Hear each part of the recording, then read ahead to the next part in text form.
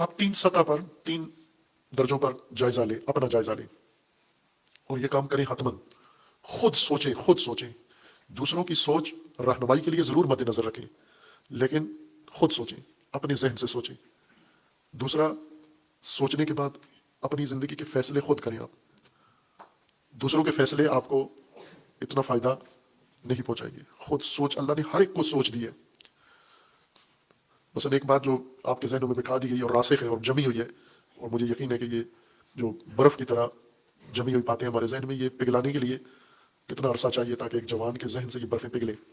مثلا ہمیں یہ کہا گیا نا کہ جو کچھ بھی ہم کرتے ہیں پہلے دیکھیں کہ پہلے والے بزرگ، پہلے والے گزشتہ والے کیا کر گئے ہیں، ہم نے بھی وہی کرنا ہے. یہ تو کسی نے نہیں کہا. عموماً آپ سنتے ہیں اگر آپ کوئی بات کریں تو آپ کو اپنے گھر سے کیا جواب دیتا ہے، یہ تو پہلے کسی نے نہیں کہا. حتماً پہلے کوئی کہے. بہت سارے کام ہے پہلوں نے نہیں کیے، بعد والوں نے کیے ہیں. تو یہ بعد والوں نے جو کیے ہیں پہلوں کو ذہن میں نہیں آئے، تو بعد والے سارے غلط لوگ ہیں.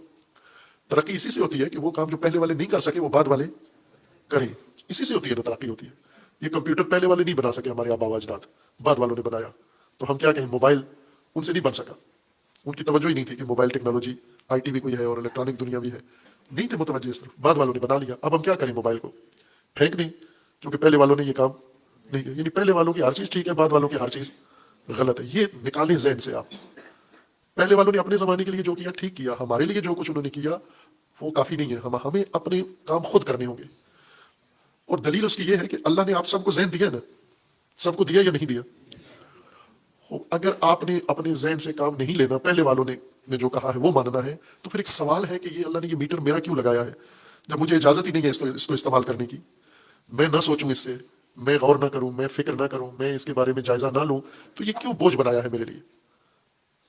جو فرد کو، مثلا آپ کے والد کو بھی اللہ نے عقل دی، آپ کو بھی دی ہے. وہ سوال یہ ہے کہ اگر میں نے والد کی عقل پر ہی چلنا تھا تو مجھے کیوں دی ہے، اسی کو دیتے، بچت بھی ہوتی اور معاملہ بھی خراب نہیں ہونا تھا. کیونکہ میرا اپنا ذہن، اس کا اپنا ذہن، وہ کچھ اور سوچتے ہیں، میں کچھ اور سوچتا ہوں، روزانہ گڑبڑ ہو جاتی ہے. وہ کہتے ہیں تم بدتمیز ہو گئے ہو، میری بات مانتے نہیں ہو. آپ کہتے ہو ابا تم پرانے ہو چکے ہو، آپ کو سمجھ نہیں آتی ہے آپ کو.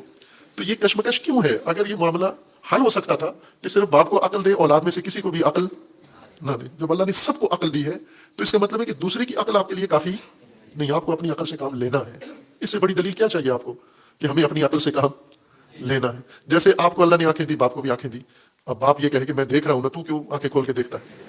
تو بدتمیز ہو گیا، والد کی موجودگی میں تو بھی دیکھ رہا ہے. تو جو مجھے آنکھیں دی ہیں تو دیکھنے کے لیے دی ہیں نہیں. مجھے اللہ نے زبان دی ہے بولنے کے لیے دی ہے، مجھے اللہ نے ہاتھ دیے ہیں کام کرنے کے لیے دیے ہیں. مجھے اللہ نے جو کچھ باپ کو دیا وہ مجھے بھی دیا ہے. تو اسی لیے کہ آپ اپنے حصے کا کام کرو، میں اپنے حصے کا کام کروں. تو یہ کام کریں. آپ خود سوچیں اور ہر چیز پر سوچیں. کوئی پابندی، ممنوع علاقہ اللہ نے آپ کے لیے نہیں بنایا. یہ جو آپ کے ذہنوں میں ڈالا گیا ہے کہ اس موضوع پہ نہیں سوچنا، جو بزرگان کہہ گئے ہیں. کئی بچے میرے پاس آتے ہیں، طالب علم بھی، جوان بھی، وہ کہتے ہیں ہمارے ذہن میں غلط خیالات آتے ہیں، تو اس کا کوئی علاج بتائیں. میں ان سے پوچھتا ہوں کیا غلط خیالات آتے ہیں؟ تو بس اوقات بتاتے ہیں. مثلا ہمارے ذہن میں یہ خیال آتا ہے کہ اللہ کو کس نے بنایا ہے. تو میں کہتا ہوں یہ غلط خیال کس نے کہا، یہ غلط خیال ہے. یہ کہتے ہیں اللہ کے بارے میں یہ سوال آ گیا. تو میں نے کہا آنا چاہیے نا. عقل کام ہی اس کا یہی ہے کہ یہ سوال اٹھائے اور پھر ان سوالوں کا جواب تلاش کرے.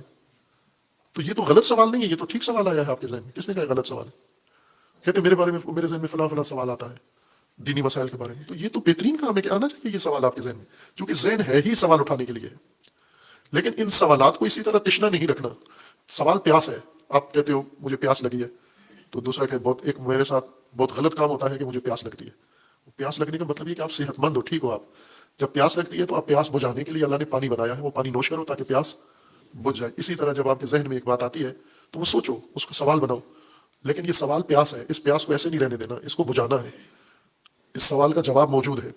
اب ممکن ہے آپ کو نہ پتا ہو، آپ کے دوست کو نہ پتا ہو، آپ کے والد صاحب کو نہ پتا ہو، لیکن آپ کے معلم کو پتا ہوگا، آپ کے محلے کے عالم کو پتا ہوگا. اسے نہیں پتا، اسے بڑے کو پتا ہوگا. فلاں کتاب میں ہوگا. آج کل تو کوئی مشکل کام ہے ہی نہیں ہے. ٹیکنالوجی نے آپ کو ہر سوال کا جواب گھر میں لا کے آپ کی جیب میں ڈال دیا ہے. صرف آپ کو کلک کرنا ہے، جواب آپ کے سامنے رکھا ہوتا ہے. ہر چیز آسان ہے. بس یہ پابندیاں ذہن سے ہٹاؤ کہ جرم نہیں ہے، ہم نے سوچنا ہے دین کے بارے میں، مذہب کے بارے میں، انسان کے بارے میں، معاشرے کے بارے میں، قوم کے بارے میں، وطن کے بارے میں. جو کچھ ہمیں کہا گیا ہے یہ سب ہمارے سوچنے کا موضوع ہے. اس میں ہم جب جائزہ لیں گے تو کچھ چیزیں ٹھیک نکلیں گی جو گزشتہ لوگوں نے ہمیں بتائی ہیں، اکثر ٹھیک نکلیں گی. لیکن کچھ ممکن ہے ٹھیک نہ ہو. وہ جو انہوں نے ٹھیک بتائی ہیں وہ ہم نے قبول کر لینی ہے، نہ اس وجہ سے کہ انہوں نے کہا ہے، اس وجہ سے کہ ٹھیک باتیں ہیں. اس وجہ سے ماننی ہے کہ یہ صحیح بات ہے، نہ اس وجہ سے کہ انہوں نے کہا ہے. اس وجہ سے مان رہے ہیں کہ یہ صحیح بات کی ہے انہوں نے. اور جو بات انہوں نے کی ہے لیکن صحیح نہیں ہے، اس سے ان کا احترام ختم نہیں ہوتا. وہ اپنی جگہ محترم ہے لیکن بات ٹھیک نہیں ہے. اس بات کو ہم نے ٹھیک کر دینا ہے، ان کے لیے دعا کرنی ہے اجر کی، اور بات کو ہم نے ٹھیک کر لینا ہے. ایسا ہی ہوا ہے، ترقی اسی طرح ہوئی ہے نا. گزشتہ لوگوں نے جو گراؤنڈ بنایا تھا، آنے والی نسلوں نے اس کے اوپر مزید اپنی محنت کر کے آج اپنے لیے اچھی دنیا بنا لی ہے. تو نظریاتی دنیا بھی ایسی ہی ہے. آپ 3 سطح پر سوچیں، خود سوچیں، اپنے مشاہدے سوچیں. میں گزشتہ جمعے کے کچھ خطبات میں مسلسل یہ توجہ دلائی ہے، لیکن ظاہر ہے اس دھند میں توجہ بہت مشکل سے آتی ہے، خصوصاً پاکستانیوں کی توجہ چھٹی میں گئی ہوئی ہے کہ ہمیں اپنے اوپر اعتماد نہیں ہے، خود اعتمادی نہیں ہے ہمارے اندر، ہمارے جوانوں میں نہیں ہے خود اعتمادی. قدم قدم پہ نظر آتا ہے کہ خود اعتمادی کا فقدان ہے.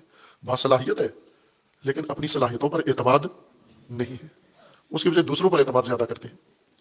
مثلا ایک چیز، ابھی موسم ٹھنڈا ہے، سرد ہے، لاہور کا موسم، اور آپ کو لگ رہا ہے ٹھنڈا موسم ہے. اگر آپ کا یہ مسئول یا کوئی بندہ کہے کہ سردی نہیں ہے، آپ کو لگ رہی ہے، اور وہ کہے کہ سردی نہیں ہے، تو آپ اس کشمکش میں پڑ جائیں گے کہ سردی ہے یا نہیں ہے. یہ محترم آدمی بزرگ کہہ رہے ہیں کہ سردی نہیں ہے، اور ظاہر اس کی بات غلط نہیں ہو سکتی، اور مجھے سردی لگ رہی ہے. تو ان دونوں میں سے اب کون ٹھیک کہتا ہے؟ تو احتراماً کہتے ہیں یہی ٹھیک کہتا ہوگا، یہ جو مجھے لگ رہی ہے یہ شاید غلط ہے. یہ تو اپنے احساس کو جھٹلا دیتے ہیں ہم، اپنے مشاہدے کو جھٹلا دیتے ہیں ہم.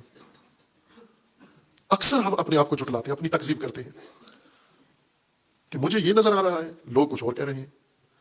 تو جو مجھے نظر آ رہا ہے، میں جو آنکھوں سے نظر آتا ہے، امیر المومنین کا قول ہے نا، یہ تو آپ سب نے سنا ہوا ہے کہ جھوٹ اور سچ میں 4 انگلی کا فاصلہ ہے. جو کان سے سنتے ہو وہ نہیں حق، جو آنکھ سے دیکھتے ہو وہ ٹھیک ہے. تو آپ اپنی آنکھ پر اعتماد کرو. جو مشاہدہ کرتے ہو آپ اپنے معاشرے کا مشاہدہ کر رہے ہو، اپنی قوم کا مشاہدہ کر رہے ہو، اپنے ملک کا مشاہدہ کر رہے ہو، اپنی دنیا کا مشاہدہ کر رہے ہو.